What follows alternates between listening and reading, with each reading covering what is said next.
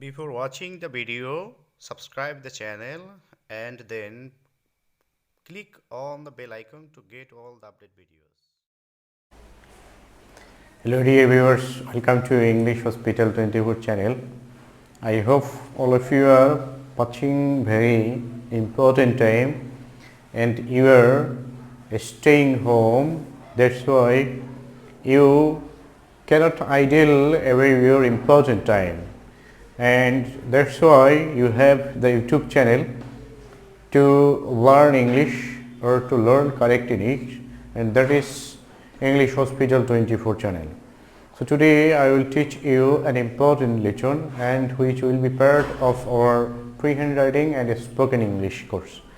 And today I am going to teach you how you can use this, that, these and those demonstrative pronouns, and these are very important, and if you cannot use these pronouns correctly you will make great mistakes in your writing and in your speaking English. So this is very important for you. So before going to enjoy this lesson, I would like to invite you to subscribe the channel and share the link of this YouTube channel in your Facebook timeline or in your other groups, and you can share the name of this YouTube channel with your friends and near and dear ones. Let's see what I'm gonna teach it today. This is use of this, that, these and those. We know that these are demonstrative pronouns.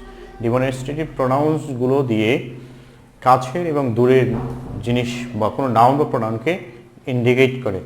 এখন সেক্ষেত্রে এগুলো কথা বলার সময় এবং লেখার সময়, তাছাড়া সেন্টেন্স কারেকশন অংশে অনেক সময় অ্যাডমিশন টেস্টে এই ডেমনস্ট্রেটিভ প্রোনাউনের সঠিক ইউজ দিয়ে কোশ্চেন আসে। সেক্ষেত্রে অনেক সময় ভুল হয়ে যায়। সেই ভুলগুলো কী কারণে হয়, কোথায় হয়, কেন হয়, সেগুলো আজকে তোমরা শিখতে পারবে। একই টাইমে একই সময়ে at the same time at the same video lesson you will be able to correct your speaking and you will be able to correct your writing style also. How you can use these pronouns correctly. First, this হলো একটি demonstrative pronoun যেটি দিয়ে কাছের কোনো singular noun বা প্রনাউনকে নির্দেশ করে। সাধারণত এগুলো দিয়ে নাউনকেই বেশি ইন্ডিকেট করা হয়। তাহলে দিস দিয়ে হচ্ছে কাছের কোনো নাউনকে ইন্ডিকেট করা হবে। তাহলে সিঙ্গুলার নাউনকে, সেটি আবার সিঙ্গুলার নাউনকে, কাছের সিঙ্গুলার নাউন। যদি আমি এক্সাম্পল দিয়ে দেখাই যে this is my book, this is my book, অথবা এটিকে প্রনোমিনাল অ্যাডজেক্টিভ হিসেবে ব্যবহার করা যেতে পারে। যেমন দিস বুক ইজ মাইন। তারপর হতে পারে দিস পেন ইজ ইয়োর্স। যখন আমরা প্রোনাউনকে ভার্বের পরে ইউজ করব সেক্ষেত্রে প্রোনাউনের যে চতুর্থ নাম্বার ফর্ম সেটি ব্যবহার করতে হবে, যেটিকে বলা হয় ডবল পসেসিভ। ইয়োর হচ্ছে পসেসিভ, ইয়োর্স হচ্ছে ডবল পসেসিভ, মাই হচ্ছে পসেসিভ, ডবল পসেসিভ হচ্ছে মাইন। যখন আমরা প্রোনাউনকে ভার্বের পরে ইউজ করবো তখন সেখানে ডবল পসেসিভ ইউজ করতে হবে। তাহলে এটিকে যদি আমি বলি যে দিস ইজ হার্স বুক, এটি হচ্ছে তার বই। তাহলে এখানে আমরা দেখতে পাচ্ছি যে প্রোনাউন যখন একা বসে তখন সে হচ্ছে সাবজেক্ট, কিন্তু যখন কোনো নাউনের পরিবর্তে তখন সেটাকে প্রনোমিনাল অ্যাডজেক্টিভ বলা হয়। তাহলে একই সময় তোমরা শিখতে পারলো যে এই প্রোনাউনগুলো কখন প্রনোমিনাল অ্যাডজেক্টিভ হিসেবে ব্যবহৃত হয়। এরকম একটি কোশ্চেন আমাকে জিজ্ঞাসা করেছিল যাত্রাবাড়ির একটি সুনামধন্য একটি স্কুলে আমি পরীক্ষা দিতে গিয়েছিলাম। সেখানে যে দিস কখন প্রোনাউন এবং দিস কখন প্রোনোমিনাল অ্যাডজেক্টিভ। তো এই বিষয়গুলো তোমাদের জানা থাকতে হবে। এরকম ছোটো ছোটো বিষয়গুলো দিয়ে বিভিন্ন ভাইবা কোশ্চেন হয়, সেখানে তোমাদের জিজ্ঞেস করা হতে পারে যারা জব সিকার্স রয়েছে। তাছাড়া যে অ্যাডমিশন টেস্টে এই ধরনের কোশ্চেন এসে থাকে যে this pen is yours, which one is the pronominal adjective here, এরকম পরীক্ষায় আসতে পারে। পিসিএসসির এমসিকিউ টাইপ কোশ্চেনে এরকম পরীক্ষাতে আসে। তাহলে যখন প্রোনাউন শুধু একাই বসছে, কোনো নাউন তারপরে নেই, তখন সে হচ্ছে শুধুই প্রোনাউন। যদি প্রোনাউনের পরে আরেকটি নাউন থাকে তখন সেটিকে বলা হবে প্রোনোমিনাল অ্যাডজেক্টিভ। প্রথম যেটি থাকবে নাউনের পূর্বে সেটি হচ্ছে প্রোনোমিনাল অ্যাডজেক্টিভ। যদি এবার পাশাপাশি দুটো নাউন থাকে তখন পূর্বের নাউনটি হচ্ছে compound noun used as adjective. তো এখানে দেখতে পাচ্ছ যে এই দিস ইজ মাই বুক, এখানে বুকস যদি ব্যবহার করা হয় তাহলে আবার হবে না, কারণ হচ্ছে এই দিস দিয়ে ইন্ডিকেট করা হচ্ছে বইকে, যেহেতু বই এখানে সিঙ্গুলার বলা হয়েছে এই জন্য এখানে দিস বলবে। যদি এখানে প্লুরাল থাকতো তাহলে আমার প্লুরাল যে প্রোনাউন রয়েছে ডিমনস্ট্রেটিভ প্রোনাউন সেটি ব্যবহার করতে হবে। তাহলে this is my book, this book is mine. তো এই হচ্ছে দিস যে সিঙ্গুলার ডিমনস্ট্রেটিভ প্রোনাউনটি রয়েছে সেটি ব্যবহার। আশা করছি তোমরা বুঝতে পেরেছো, বুঝতে না পারলে আবার কমেন্ট করে জানাবে যে কোথাও বুঝতে পারোনি। তো এরপরে রয়েছে দেজ, এটি হচ্ছে দেজ বলি আমরা, দেজ দেজ। তাহলে দেজ কাছের প্লুরাল কোনো নাউন বা প্রোনাউনকে নির্দেশ করতে, কাছের কোনো প্লুরাল নাউনকে। যদি এরকম বলা হয় দেজ আর আওয়ার হেন্স, এই হচ্ছে আমাদের মুরগিগুলো, তাহলে এখানে যদি হেন্স থাকে তাহলে অবশ্যই এখানে দেজ ব্যবহার করতে হবে। যদি এটি সিঙ্গুলার থাকে তাহলে দিস ব্যবহার করতে হবে। তারপর এরকম হতে পারে দিস, এবং যখন এটি প্লুরাল যে ফর্মটি যদি ব্যবহৃত হয় তাহলে অবশ্যই ভার্বটিও প্লুরালই হয়। দেজ আর আওয়ার্স বা দেজ হেন্স আর আওয়ার্স, এখানে ডবল পসেসিভ হবে কারণ ভার্বের পরে আমরা প্রোনাউন ব্যবহার করেছি। তাহলে দেজ আর বা দেজ হেন্স আর আওয়ার্স, দেজ আর আওয়ার্স আওয়ার হেন্স। তারপর হতে পারে দেজ আর দেয়ার বুকস। তারপর হতে পারে these books are yours, this books are yours. ওই এই বইগুলো, এখানে তখন ও এই বইগুলো বলতে হবে, ওই নয় এই মোরগগুলো আমাদের, এই মোরগগুলো আমাদের, বা এইগুলো আমাদের মোরগ, এইগুলো আমাদের মোরগ, এই মোরগগুলো আমাদের। যখন আওয়ার্স হবে তখন আমাদের। দিজ আর আওয়ার হেন্স, এটি হচ্ছে এই মোরগগুলো আমাদের।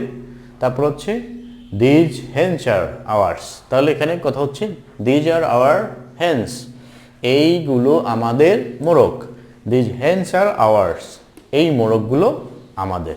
এবার অর্থ দিজ আর দেয়ার বুকস, এইগুলো তাদের বই, দেজ বুকস আর ইয়ার্স, এই বইগুলো তোমার। দেন থার্ড দ্যাট, দূরের সিঙ্গুলার নাউনকে, তাহলে that is our school, that is our school. তারপর হচ্ছে that that tree is there's, that tree is there's. তারপর হতে পারে দ্যাট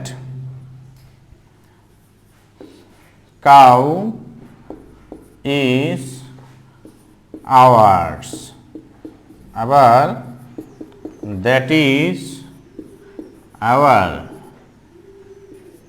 পেন। তাহলে এখানে সিঙ্গুলার খেয়াল করতে হবে, দূরের singular noun, that is our school, ওই আমাদের বিদ্যালয়। দ্যাট ট্রি ইজ দেয়ার্স, ওই গাছটি তাদের। দ্যাট কাউ ইজ আওয়ার্স, ওই গাভীটি আমাদের। দ্যাট ইজ আওয়ার পেন, ওইটি আমাদের কলম। এরপর হচ্ছে দোজ, দোজ দূরের কোনো প্লুরাল নাউনকে ইন্ডিকেট করতে, দোজ দূরের কোনো প্লুরাল নাউন। তাহলে দোজ আর আওয়ার শার্টস, ওইগুলো আমাদের শার্টস। তারপরে দোজ ড্রেসেস আর মাইন, ওই পোশাকগুলো আমার। তারপর হতে পারে দোজ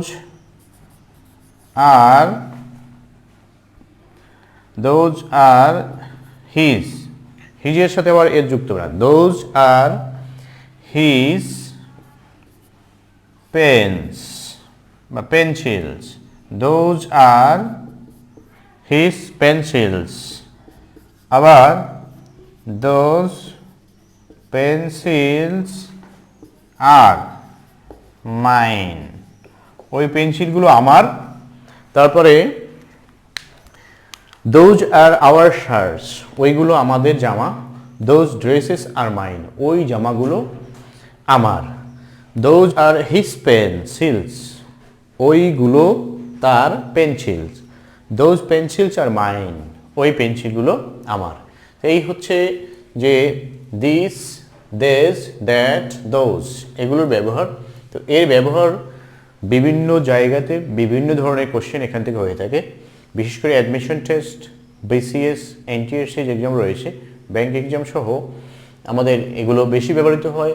স্পোকেন ইংলিশে প্রয়োজন হয়, আমরা বিভিন্ন সময় কথা বলার সময় বিভিন্ন জিনিস ইন্ডিকেট করে থাকি, সেক্ষেত্রে এই ডেমনস্ট্রেটিভ প্রোনাউনগুলো ব্যবহার করতে হয়। এর পাশাপাশি এগুলো দিয়ে বিভিন্ন এমসিকিউ টাইপের যে কোশ্চেন রয়েছে সেখানে হয়। এছাড়া তোমাদের আমি বাস্তব যে একটি এক্সাম্পল দিয়ে দেখালাম যে এই ধরনের কোশ্চেন আমাকেও করা হয়েছিল। সেজন্য যারা ভাইভা এক্সামে, এইরকম ভাইভা পরীক্ষা মানেই হচ্ছে শর্ট টাইপের কোশ্চেন দেওয়া থাকবে, সেখানে এরকম বিভিন্ন পরীক্ষাতে থাকে ডেমনস্ট্রেটিভ প্রোনাউন কোনটি, ডেমনস্ট্রেটিভ অ্যাডজেক্টিভ কোনটি, তারপরে কিভাবে সঠিকটি ব্যবহার রয়েছে। দেখা গেলো এখানে দিস দেওয়া রয়েছে কিন্তু এখানে আর দেওয়া রয়েছে, তাহলে সেন্টেন্স কারেকশন হিসেবেও আসতে পারে। এই জন্য এই যে চারটে জিনিস এখানে রয়েছে, দেখতে মনে হবে যে মাত্র চারটে জিনিস, এবং এটি তো তোমরা একেবারে প্রাইমারি লেভেল থেকে পার্টস অফ স্পিচ অংশে প্রোনাউনের যে প্রকারভেদ সেখানে শিখে আসছো। তারপরেও এগুলো বিভিন্ন পরীক্ষাতে যখন আসে তখন ম্যাক্সিমাম লোকেই ভুল করে। তো সেখানে যে ভাইভা বোর্ডে আমি ছিলাম লাস্ট ম্যান, আমাকে জিজ্ঞেস করার আগে প্রত্যেকে জিজ্ঞাসা করেছিল, সেখানে কেউই সেখানে এটি কারেক্ট অ্যান্সার দিতে পারেনি। Most of the candidates were post graduates, but they fail to answer correctly. So এই জন্য এই বিষয়টি ছোট হলেও মনে রাখার মতো একটি বিষয়, এবং মনে রাখতেই হবে, কারণ এটি দিয়ে বিভিন্ন এক্সামে কোশ্চেন হয়। সেজন্য আজকে আলোচনা করলাম। এই চ্যানেলে যে বিষয়গুলো রয়েছে, যে গ্রামেটিক্যাল টার্মসগুলো এখানে আলোচনা করা হচ্ছে, প্রত্যেকটি very much important for every types of examination. So I would like to request you to memorize all the grammatical terms so that you can be benefited by watching this YouTube channel. So I would like to invite you to stay connected by subscribing this channel, and you can ask your friends or you can invite your friends to subscribe this channel so they can also learn by this YouTube channel. I wish you all the best. I would like to finish here. Thanks for watching. Thanks to all.